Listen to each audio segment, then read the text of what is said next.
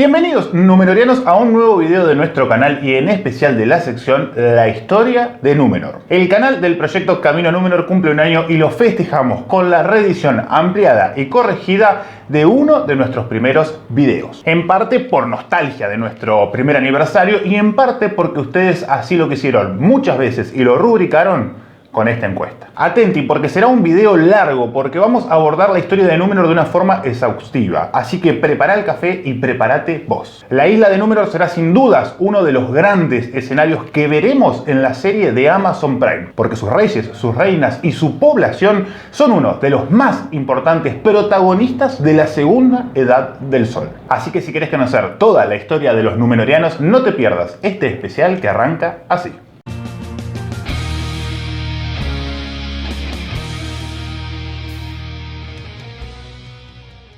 Sí, yo me acuerdo, fue allá por el 2020, me acuerdo como si fuese el año pasado, sí. Emprendo nuevamente la compleja y complicada tarea de contarte la historia completa de la gran isla de los hombres, porque su historia no es la de un reino más sobre el que conocemos poco, ni el desarrollo de Númenor es estable o pacífico. Pasaron reyes, pasaron conflictos internos, pasó su apogeo y también una caída épica que dejó un legado enorme para la Tierra Media. Y a su vez, su historia es elemental para entender no solo la segunda edad del Sol, sino también la tercera. En la descripción te dejo la modalidad en cómo hemos fraccionado este video para que si querés ir a un minuto específico del que a vos te interese, puedas hacerlo. Porque vamos a hablar de su fundación, de su geografía, de la dinastía de sus reyes, de su apogeo y de su expansión, del periodo sauroniano y finalmente el declive como civilización y de su hundimiento o desaparición. ¿Estás listo? Arranquemos.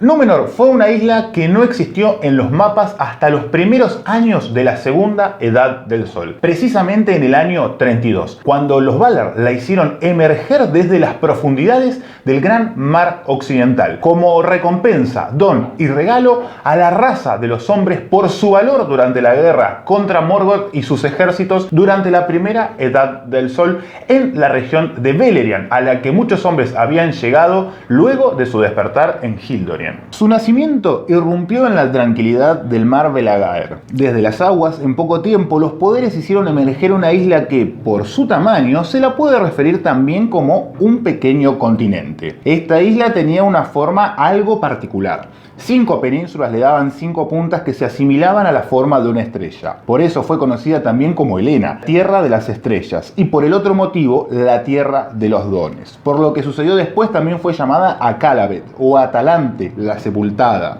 Y los hombres de la Tierra Media la llamaron Osternese, que es una traducción algo forzada de la Tierra del Oeste en lengua común, aunque los exiliados de la isla también la llamaron Mar Umfalmar, el hogar bajo las olas. Gran parte de los integrantes de las 3 grandes casas de los hombres que se mantuvieron fieles a los elfos durante las guerras de Beleriand fueron invitados a migrar a esta flamante isla. Se calcula que durante casi 50 años, entre hombres, mujeres y niños, se movilizaron 10.000 personas en los barcos de los elfos Teleri de Tol Eressëa, que colaboraron activamente en la fundación del reino y luego establecieron una fuerte relación de amistad que derivó en una importante alianza cultural y comercial. Esta relación generó además que en la isla se hablen 3 idiomas de forma oficial y en simultáneo, lo que hace referencia también al elevado nivel cultural que siempre manejaron los habitantes de Númenor. Ellas fueron Quenya, el alto élfico de los elfos de Valinor, utilizado en la isla habitualmente para documentos oficiales y textos de sabios. Sindarin, la lengua élfica más extendida en la Tierra Media, hablada y aprendida por el paso de los hombres por Beleriand.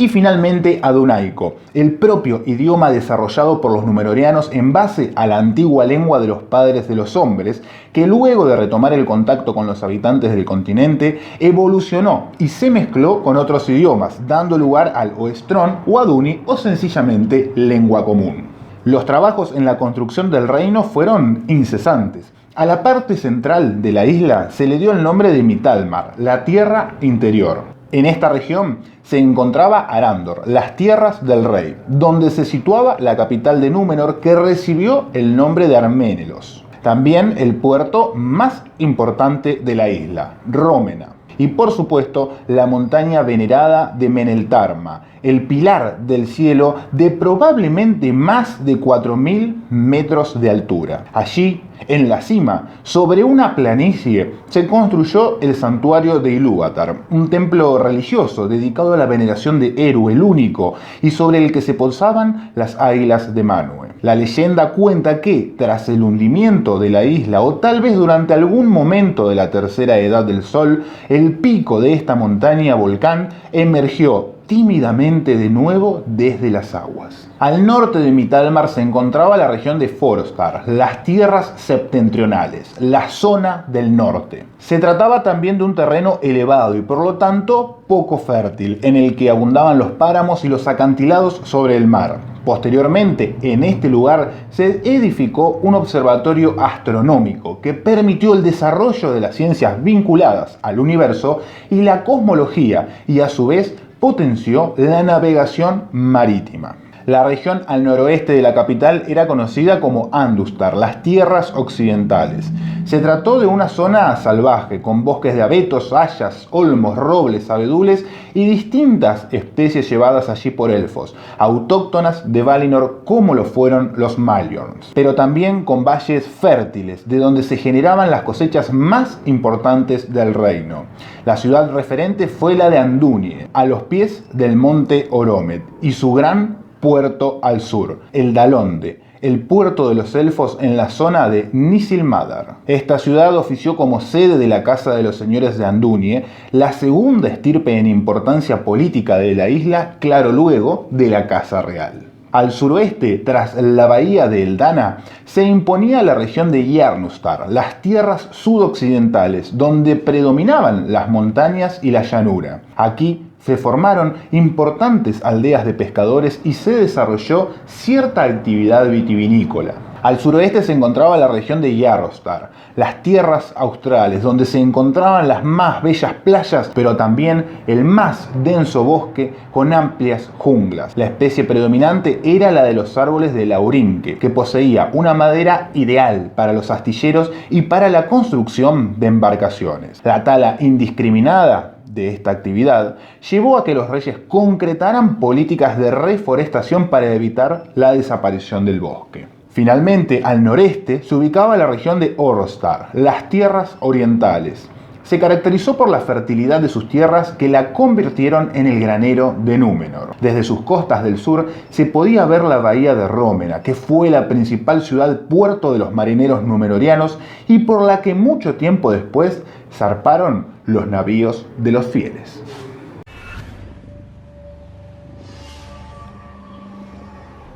El sistema político de la isla siempre fue la monarquía, presidido por un rey o una reina a la que se accedía por derecho y de forma hereditaria. El primero de ellos fue Elros, un medio elfo que eligió el destino de los hombres. Fue hijo de Earendil y Elvin, que realizaron una de las más grandes hazañas conocidas en la historia de Arda, y sobre la que te cuento un poco mejor en este video que estás viendo acá y que te dejo el enlace en la descripción.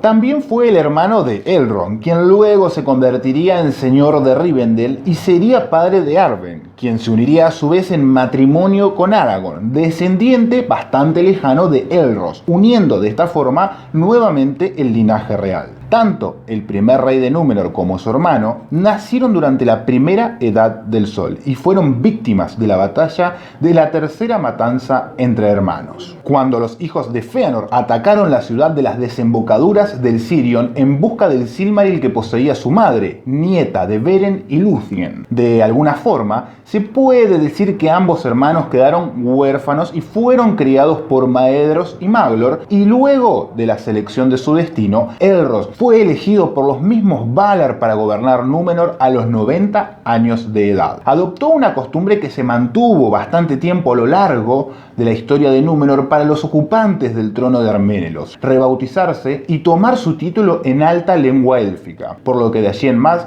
fue conocido como Tar Miniatur, el primero de los elevados. Además de una isla, los Valar regalaron grandes dones a aquella civilización de hombres. Fueron más altos de estatura y más longevos que los pares de su raza. Mientras que un númenoriano común vivía 5 veces la vida de un hombre normal, los de sangre real podían hacerlo entre 400 y 500 años, eligiendo incluso cuándo consideraban oportuno que era el momento de su muerte, como sucedió durante la Cuarta Edad del Sol con la elección del rey Elessar Telcontar. Durante 410 años gobernó Elros a Númenor y entregó la corona gobernante al primogénito de sus 4 hijos, Vardamir Nolimon, el amante de las antiguas historias de hombres y elfos. Pero al recibir el cetro, Vardamir ya contaba con algo de 381 años de edad, por lo que se lo cedió a su hijo, Tar Amandil. Aunque no ejerció efectivamente la regencia, sí se lo considera el segundo rey de Númenor e iniciador de otra de las grandes características de los reyes del oeste: entregar el reinado a su sucesor cuando aún estaban en vida. Tar Amandil, el amante de Aman, gobernó por 148 años. Lo sucedió Tar Elendil, el enamorado de las estrellas. Se casó con edad avanzada y tuvo 3 hijos: Silmarien, de la que descienden los señores de Andunie, y Silme, y quien se convertiría en su sucesor, Tar Meneldur. Durante su reinado, alrededor del año 600, los barcos númenorianos llegaron nuevamente a la Tierra Media gracias a Beantur, el capitán de las embarcaciones del rey. Tar Meneldur, el siervo del cielo, se convirtió en rey porque aún no se había instaurado la novedosa costumbre de la isla de ceder el trono y el cetro al primogénito, independientemente cuál fuera su sexo. Se lo conoce por su reinado sabio y justo, pero en particular su afición a la astronomía, que tuvo como una de las grandes consecuencias la construcción del observatorio en la región de Forostar. Cuentan algunas versiones que debió ceder prematuramente la corona por motivos políticos vinculados a los problemas existentes en la Tierra Media y que se consideraba incapaz de poder hacerle frente por su avanzada edad, por su vejez. Así llegó tempranamente el turno de Tar Aldarion, conocido por su amor y compromiso con los árboles y bosques, pero en especial por su condición de marinero. Es que Aldarion llegó a la Tierra Media y conoció a Círdan, el señor de los puertos grises, donde aprendió la ciencia de la astillería. También permaneció un tiempo en el reino élfico de Lindon, donde entabló una gran amistad con el rey Gil-galad. Fundó el Gremio de los Aventureros, un lugar donde marinos y estudiosos se encontraban como centro de conocimiento sistematizado,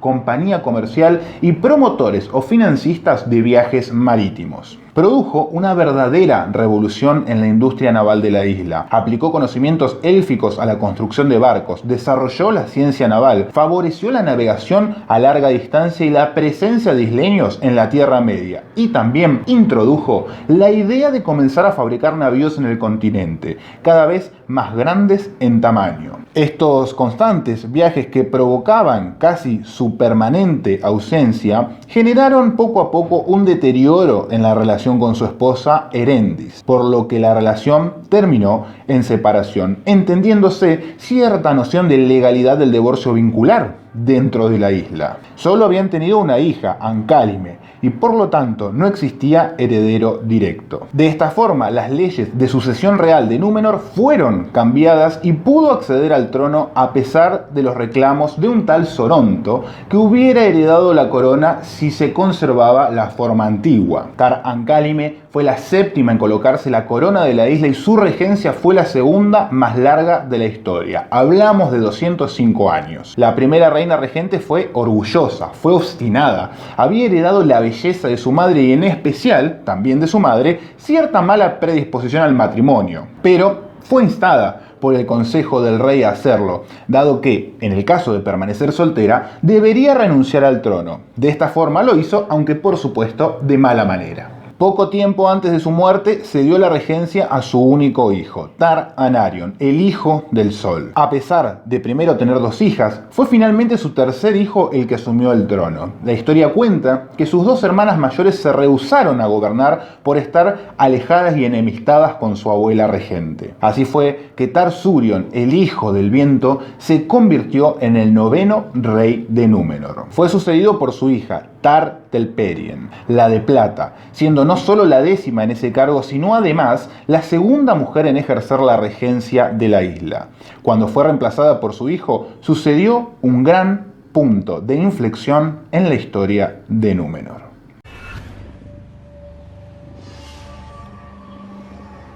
Como te conté, a partir del año 600, las embarcaciones de Númenor habían llegado nuevamente a la Tierra Media y comenzaron a viajar de forma ininterrumpida cada vez más con mayor frecuencia. Poco a poco los hombres del oeste fueron convirtiéndose en expertos marineros y excelentes constructores de barcos, con ansias de conocerlo todo, abarcar todo el océano, salvo por las tierras prohibidas de Valinor. La segunda reina de Númenor cedió el trono aproximadamente una década antes del 1700 y tuvo una particularidad: se negó a casarse y no tuvo hijos, por lo que el trono fue cedido a su sobrino. Tar-Minastir asumió el mando real y su nombre hacía referencia a Torre de Guardia, porque fue él quien construyó en el monte Oromet la alta torre del puerto de Andunie. Mientras tanto, en la Tierra Media, desde hacía un buen tiempo, los orfebres de Eregion habían comenzado a trabajar la ciencia de los anillos con la ayuda del misterioso Anatar. Probablemente cuando ya había asumido el trono, el líder Enost Inedil ya había descubierto que Anatar, que no era otro que Sauron disfrazado, ya había creado el anillo único y había proclamado sus palabras, por lo que era inminente la guerra de Eriador. El poder del anillo único de las fuerzas de Sauron era arrollador. Todos los intentos de los elfos fueron desbaratados, los pueblos de hombres arrasados y los enanos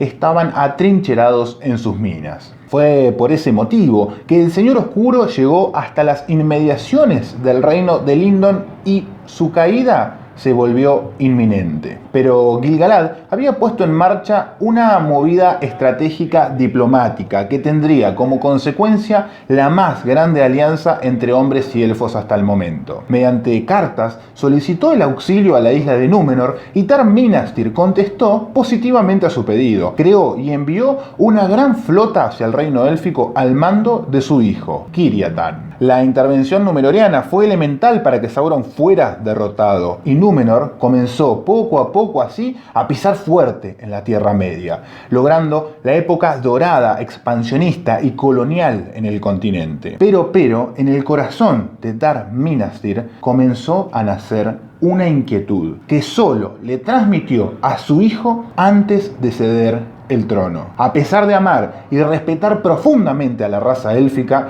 ansiaba y deseaba la inmortalidad de ellos. 3 años antes de morir, fue sucedido por Tar-Kiryatan. Se dice que su hijo obligó a su padre a entregarle el trono, dando una segunda muestra de la sombra que poco a poco comenzaba a crecer dentro de la dinastía. La prueba final fue ciertas políticas que Tar-Kiryatan comenzó a adoptar para con los pueblos libres de la Tierra Media. Para el reinado de este orgulloso rey, la armada númenoriana controlaba los mares y no tenía nadie que pudiera rivalizar contra ella. La tala de árboles en la región de Eriador que usaban los númenorianos para sus astilleros era prácticamente desenfrenada. Las colonias en la Tierra Media se fortalecían y crecían en poder.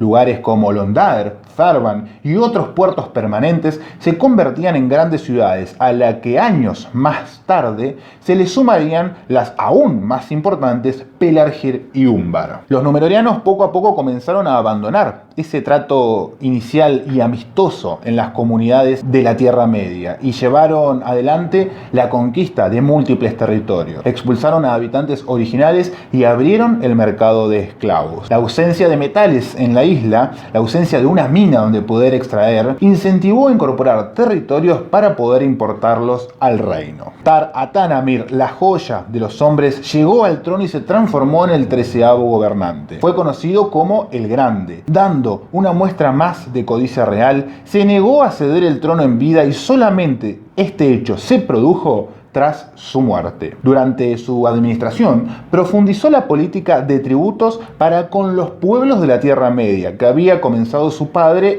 en un comportamiento bastante tiránico. Fue el primer rey en hablar abiertamente en contra de la prohibición de los Valar sobre poder viajar a Valinor, y por ese motivo comenzó el distanciamiento con los elfos.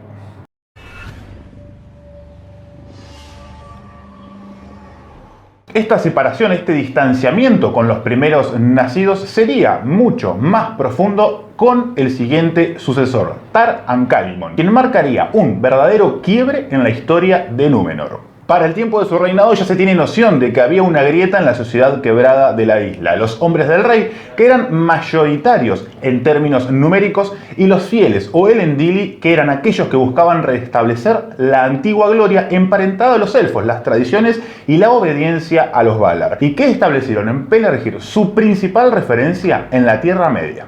Mientras que la ciudad portuaria de Umbar se transformó en una gran fortaleza que se expandió hasta los límites del río Anduin, otros númenóreanos poderosos y cercanos a la corona se autoproclamaron reyes y señores en las tierras de Harad y el lejano Harad. Primaba un sentimiento de omnipotencia. Se abandonó progresivamente el uso de lenguas élficas y se abandonó el Meneltarma como sitio de adoración a Ilúvatar. Se produjo una obsesión con la inmortalidad y las ciencias viraron al estudio de prolongar las vidas. Tar-Telemaite, que fue el hijo y sucesor de Tar-Ankalimon, quien se cuenta lo llamó así por el amor que sentía por la plata y en especial por el mithril que ordenaba extraer desde el continente. Continuó las políticas de su padre y en esta época los reyes comenzaron a gobernar nominalmente. Su sucesora fue la tercera y última reina de la isla, llamada Tar-Banimelde, por su belleza élfica. Cuenta la leyenda que ella no gobernó efectivamente, sino quien lo hizo fue su marido.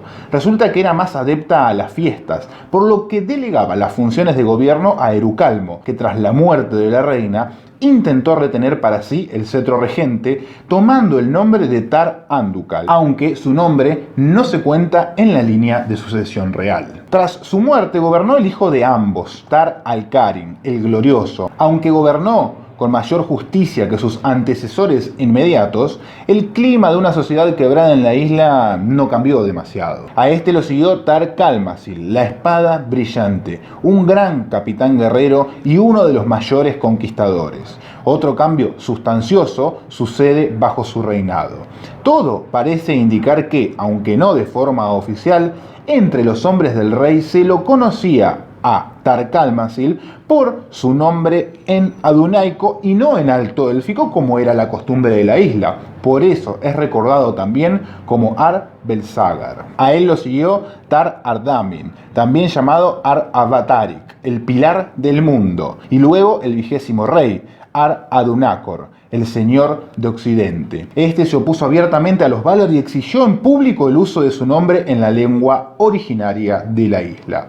Es considerado como uno de los más blasfemos y orgullosos reyes de la línea de Elros. A este lo siguieron Ar-Simrathon, Ar-Sakalthor y Ar-Himilsor. Para el tercer milenio de la Segunda Edad, Númenor era la mayor potencia marítima, bélica e imperial. Muchos nos animamos a decir que se trató del reino más poderoso de la historia de Arda, claro, si dejamos afuera aquellos que pudieron formar o integrar Valars o Maiar. Su gran poderío residía en el dominio absoluto que tenían sobre los mares. Habían sido instruidos por los elfos Teleri para el desarrollo astillero y pudieron avanzar tecnológicamente en este rubro que los transformó en una potencia colonial indiscutible. Lograron fabricar masivamente barcos cada vez más grandes, más rápidos y con mejores armas que las de sus competidores o enemigos, lo que se veía reforzado claramente por las nuevas técnicas de navegación en base al estudio de las estrellas. Existían colonias y ciudades númenóreanas en toda la costa oeste de la Tierra Media, desde la región de Eriador, pasando por donde luego se fundaría Gondor, hasta la región del Harad y el lejano Harad. Para el año 2280, Umbar se fortificaría y se establecería como la gran fortaleza de Númenor en aquellos lugares. Años más tarde se construiría la ciudad portuaria de Pelargir, que se convertiría en el puerto de los fieles. Pero su poder también era terrestre. La calidad de las tropas había sido demostrada en las guerras de Eriador, precisamente en el quiebre del sitio de Lindon y en la batalla del Vado de Sarn. Las estructuras y organizaciones militares permanentes representaban una ventaja decisiva ante sus enemigos, además del desarrollo de tácticas bélicas sistematizadas, como por ejemplo de alineaciones disciplinadas en columnas, táctica de paladines, línea de lanzas, pasillos y escudos y unidades pesadas de infantería. En la comunidad científica de la isla, la guerra se volvió una prioridad y también existieron avances sobre artillería química y maquinaria de asedio transportable. En el año 3177 asumió el trono Tar Palantir. Se convirtió así en el 24º rey de Númenor y decidió adoptar su nombre nuevamente en Kenia, dando muestra que sobre su mentalidad, sobre su personalidad, influía mucho la educación que recibió de su madre, que pertenecía a los fieles. Pidió perdón públicamente, lo que intensificó la guerra civil en Númenor. Mientras que los fieles no fueron perseguidos por este lapso histórico, se recuperaron también las antiguas costumbres religiosas vinculadas a la veneración de los Valar y de Ilúvatar. Pero su hermano, Gimilcad, no estuvo de acuerdo con estas contrarreformas y se opuso hasta llegó a convertirse en el máximo referente del partido de los hombres del rey. Tar Palantir solo tuvo una hija, Miriel, que tras la muerte de su padre debió asumir el trono, tal como era la voluntad real. Pero su tío logró imponerse y lo obligó a casarse con su hijo, que pertenecía a su misma línea de pensamiento, quebrantando así la legislación de casarse entre parientes de sangre. Así llegó al poder Ar-Pharazôn, el último rey de Númenor, y relegó a Miriel a segundo plano. Aunque algunas versiones señalan que Miriel sí se enamoró de su esposo y le cedió las decisiones del gobierno. Lo verdadero, lo cierto, lo real es que Ar-Pharazôn el Dorado restituyó las políticas de los hombres del rey y las profundizó junto con las estrategias imperiales. Cuando asumió el reino, hacía 5 siglos ya que Sauron estaba concentrando su poder en el este. Incluso habían testigos que decían haber visto a los espectros del anillo deambular la Tierra Media. El Señor Oscuro volvía a la carga tras la derrota sufrida en las guerras de Eriador y ahora su odio estaba fijado en Númenor, no solo porque fueron la principal causa de su capitulación, sino también porque entendió que la raza de los hombres era más fácil de engañar, de corromper, y eran tan orgullosos como algunos elfos. Sauron se declaró señor de la Tierra Media y esta proclamación llegó a oídos del rey númenoriano. Ar-Pharazôn no toleró ninguna disputa y rápidamente preparó su flota y viajó con ella hasta la ciudad de Umbar. Llegó al continente en el año 3262 y avanzó con su ejército para rivalizar contra el de Sauron y así poder medir fuerzas. Pero el Señor Oscuro, para sorpresa de muchos, se rindió sin presentar batalla. Bajo aún su apariencia de Anatar, se inclinó ante el rey númenoriano y fue transportado a la isla, donde permaneció como prisionero, lo cual era parte de su plan maestro. Mientras Ar-Pharazôn envejecía, el miedo a la muerte y las ansias de vida eterna crecían. Pero a diferencia de sus antecesores que también habían sentido estos sentimientos, ahora estaba Sauron, quien comenzó poco a poco a seducir al rey y a la corte con promesas de eternidad que podían cumplir si adoraban a su amo, Melkor. Pacientemente, Sauron esperó y fue ganando poder como el principal consejero real.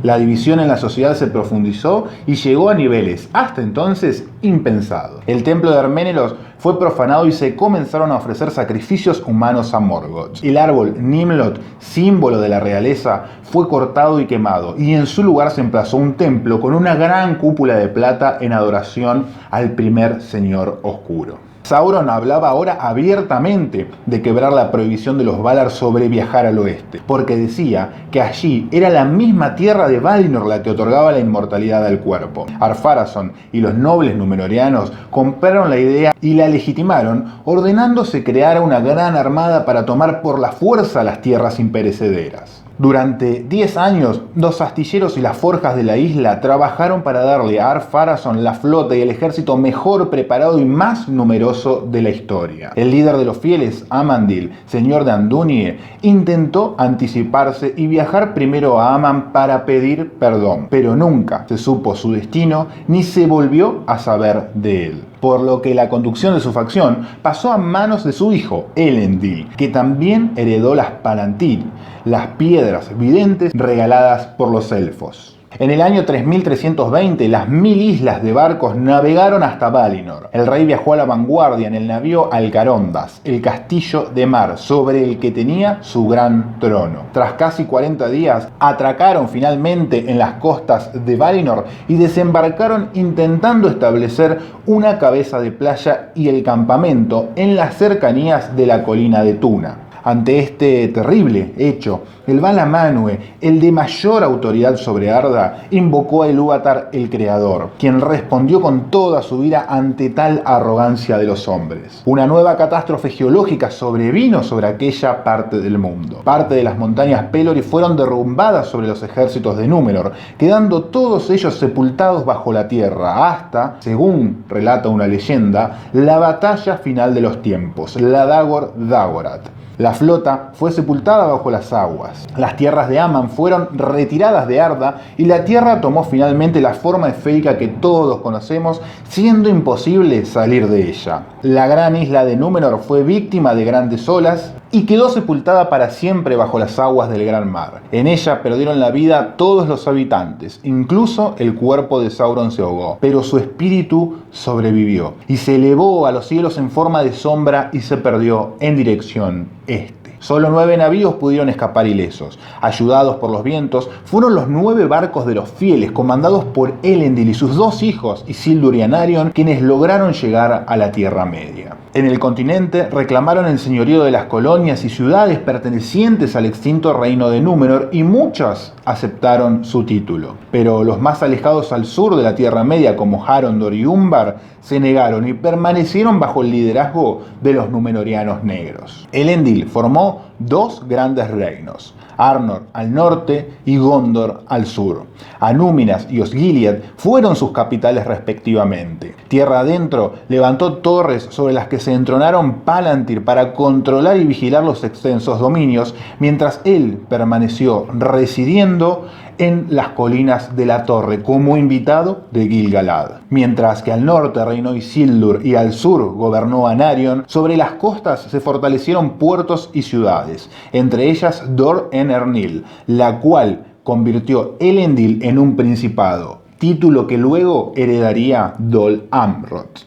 Por algún tiempo se mantuvo vigente el poderío y la grandeza de Númenor en estos nuevos reinos, hasta el nuevo retorno de Sauron. Pero esa ya es otra historia. La historia de la guerra de la última alianza entre hombres y elfos. Esta fue la gran y espectacular historia de Númenor. Si después de este mini documental no te suscribís, no sé qué podría hacerlo en un futuro. Cumplimos un año y lo festejamos de esta forma. Si te gustó nuestro contenido, estaríamos muy agradecidos que puedas obtener una de las membresías de nuestro canal y colaborar con nuestro proyecto, que pretende sencillamente tolkienizar el mundo. Podés buscar el botón por acá abajo. Nos vemos la próxima.